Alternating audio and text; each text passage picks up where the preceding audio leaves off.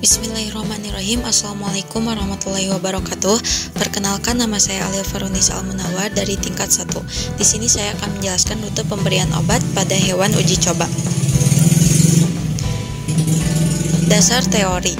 Penggunaan hewan percobaan dalam penelitian ilmiah di bidang kedokteran atau biomedis telah berjalan puluhan tahun yang lalu. Sebagai pola kebijaksanaan pembangunan keselamatan manusia di dunia adalah adanya deklarasi Helsinki yang dihasilkan oleh Sidang Kesehatan Dunia ke-16 di Helsinki, Finlandia pada tahun 1964. Deklarasi tersebut merupakan rekomendasi kepada penelitian kedokteran, yaitu tentang segi etik penelitian yang melibatkan manusia sebagai objek penelitian. Disebutkan perlunya dilakukan percobaan pada hewan sebelumnya. Percobaan di bidang biomedis maupun riset lainnya dilakukan atau diperlakukan terhadap manusia. Hewan sebagai model atau sarana percobaan haruslah memenuhi persyaratan-persyaratan tertentu, antara lain persyaratan genetis atau keturunan dan lingkungan yang memadai dalam pengolahannya. Di samping faktor ekonomis mudah tidaknya diperoleh, serta mampu memberikan reaksi biologis yang mirip kejadiannya pada manusia. Alat dan bahan. Yang pertama adalah masker, kedua sarung tangan, ketiga kandang mencit, keempat spet oral, kelima spet 1 mili, keenam spidol permanen. Bahan yaitu yang digunakan adalah mencit. Penanganan hewan pada mencit.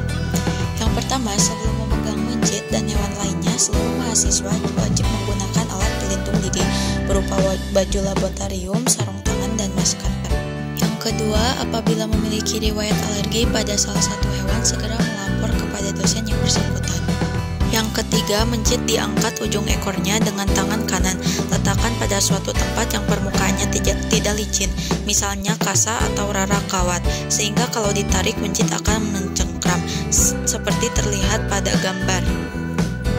Yang keempat, telunjuk dan ibu jari tangan kiri menjepit kulit tengkuk, sedangkan ekornya tetap dipegang dengan tangan kanan. Kemudian posisi tubuh mencit dibalikan sehingga permukaan perut menghadap kita, dan ekor dijepitkan antara jari manis dan kelingking tangan kiri seperti yang terlihat pada gambar. Rute pemberian obat. Rute pemberian obat ada 5. Yang pertama oral, kedua subkutan, ketiga intravena, keempat intramuskular, kelima intraperitoneal. Yang pertama rute oral melalui mulut atau saluran pencernaan. Posisi mencit harus tegak lurus sehingga tenggorokan mencit akan tegak lurus. Cairan obat diberikan dengan menggunakan sonde oral. Sonde oral ditempelkan pada langit-langit atas mulut mencit.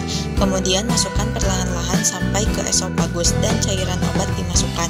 Pada saat memasukkan, hati-hati jangan sampai masuk ke dalam saluran pernapasan, karena itu akan mengakibatkan mencit menjadi mati.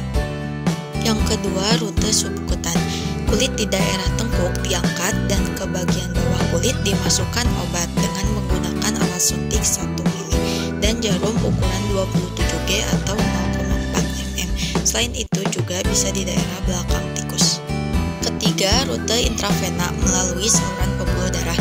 Mencit dimasukkan ke dalam kandang restriksi mencit dari kawat atau bahan lain dengan ekor menjulur keluar. Ekor dicelupkan ke dalam air hangat agar pembuluh vena ekor mengalami dilatasi sehingga memudahkan pemberian obat ke dalam pembuluh vena. Berikan alkohol swab. Selanjutnya jarum suntik dimasukkan sesuai dosis yang dibutuhkan. Tanda-tanda jarum suntik masuk ke pembuluh vena yaitu apabila pada ekor terdapat darah, itu tandanya jarum masuk ke dalam pembuluh vena, dan sebaliknya, jika di ekor tidak terdapat darah, maka tandanya jarum suntik belum masuk ke dalam pembuluh vena. Keempat, rute intramuskular atau melalui otot. Posisikan tubuh mencit terlentang, kemudian obat disuntikkan pada paha posterior dengan jarum nomor 24, seperti yang tertera pada gambar berikut ini.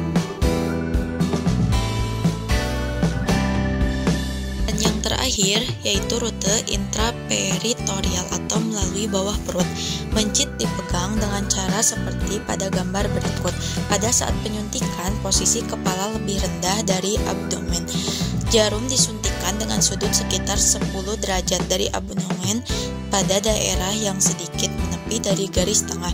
Agar jarum suntik tidak mengenai kantung kemih, penyuntikan juga jangan di daerah yang terlalu tinggi untuk menghindari terjadinya penyuntikan pada hati. Faktor-faktor lingkungan yang dapat mempengaruhi hasil percobaan. Yang pertama, faktor internal. A. Variasi biologik berupa usia dan jenis kelamin. Yang kedua adalah ras dan sifat genetik. Ketiga, status kesehatan dan nutrisi. Keempat, bobot tubuh. Dan yang kelima, luas permukaan tubuh. Yang kedua, faktor eksternal.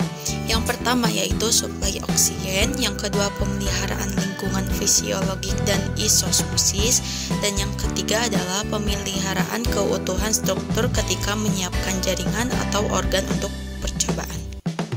Dicukupkan sekian, terima kasih. Wassalamualaikum warahmatullahi wabarakatuh. Pemeliharaan hewan percobaan pada mencit. Yang harus diperhatikan yang pertama adalah kondisi bangunan atau tempat. Meskipun di dalam penelitian hewan uji ditempatkan dalam kandang, namun perlu diingat kondisi dan ukuran kandang sangat menentukan kondisi hewan tersebut, atau di sini adalah mencit. Karena bentuk, ukuran, serta bahan yang dipakai merupakan elemen dari physical environment bagi hewan percobaan.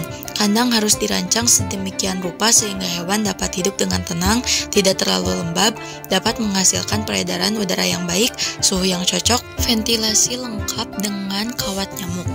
Skem berukuran besar digunakan sebagai alas untuk kandang mencit dengan tujuan agar mencit tetap merasa nyaman, hangat, dan untuk menyerap kotoran pada mencit. 2. Sanitasi. Kandang yang digunakan dalam menempatkan hewan uji memiliki sistem sanitasi yang baik dan terjaga kebersihannya dengan baik, misalnya dengan disinfektan. Di samping itu diperlukannya mengenakan jas lab atau peralatan proteksi lainnya seperti masker dan sebagainya. Jadi kandang mencit itu harus dibersihkan 3 kali sehari, ataupun bila sudah merasa lembab speknya, maka segera diganti segera. Untuk memperoleh sanitasi yang lebih baik, maka kandang juga disemprotkan dengan disinfektan. Yang ketiga, tersedianya makanan. Tersedianya makanan untuk hewan percobaan yang bernutrisi dan dalam jumlah yang cukup. Penyimpanannya harus baik, terhindar dari lingkungan yang lembab, diusahakan bebas dari insekta atau hewan penggerakan lainnya, karena dengan adanya ini dapat merupakan petunjuk adanya kerusakan bahan makanan hewan. Pada mencit diberikan makanan berupa pelet, baik itu pelet besar maupun pelet kecil, ditentukan dengan bobot mencit itu. Yang selanjutnya adalah kebutuhan air. Kebutuhan air dapat diperoleh oleh hewan dengan mudah dan lancar, dan diusahakan tidak terlalu tinggi kandungan mineralnya, serta bersih dan tidak membasahi kandang hewan tersebut. Yang selanjutnya adalah sirkulasi udara. Sirkulasi udara dengan adanya sistem ventilasi yang baik sehingga sirkulasi udara tersebut dapat diatur lebih baik lagi. Yang keenam yaitu penerangan. Penerangan diperlukan sekali terutama dalam pengaturan proses reproduksi hewan.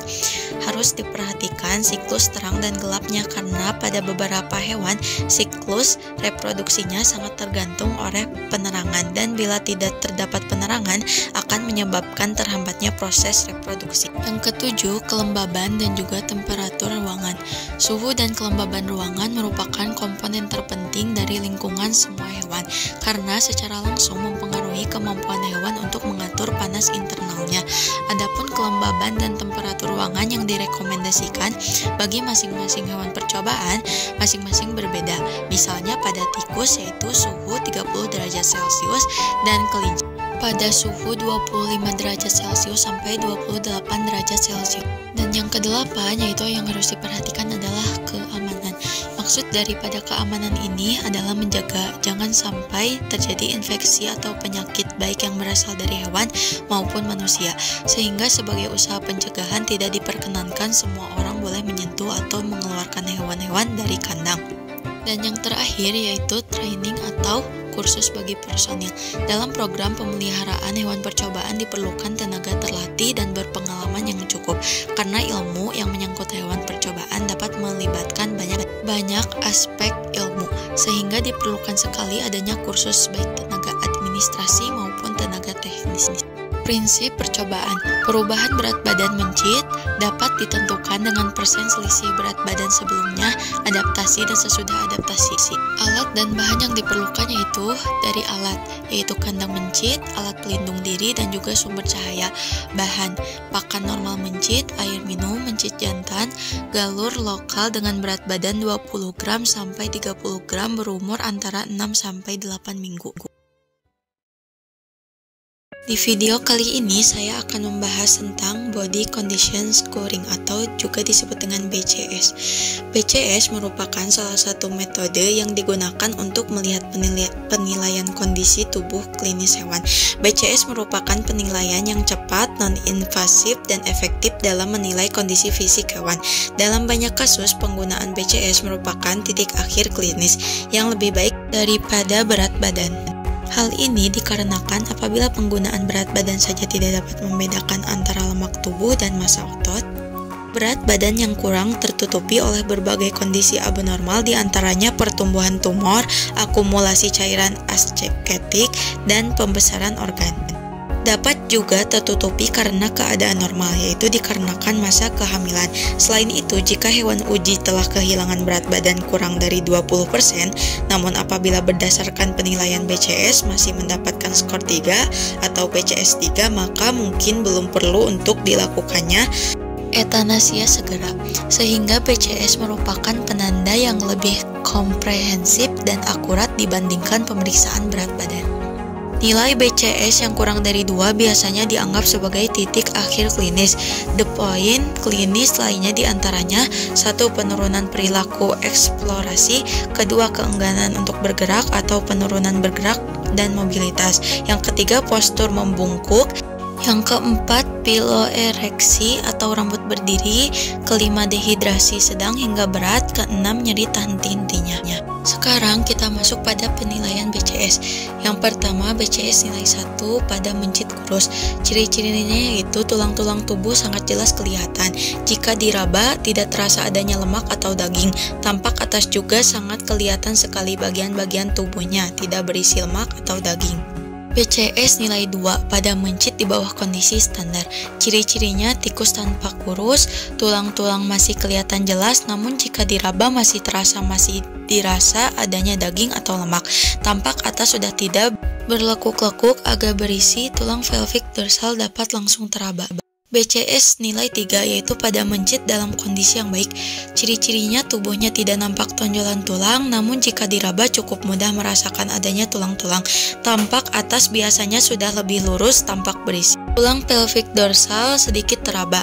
BCS nilai 4 pada mencit di atas kondisi standar. Ciri-cirinya tidak tampak adanya benjolan tulang-tulang, dan apabila diraba agak sulit merasakan tulang karena tebalnya timbunan lemak dan daging. Hewan terlihat berisi dan nampak juga lipatan-lipatan lemak di bawah kulit. BCS nilai 5 pada mencit obesitas. Ciri-cirinya sudah sangat sulit meraba tulang-tulang akibat timbunan lemak dan daging yang sangat tebal.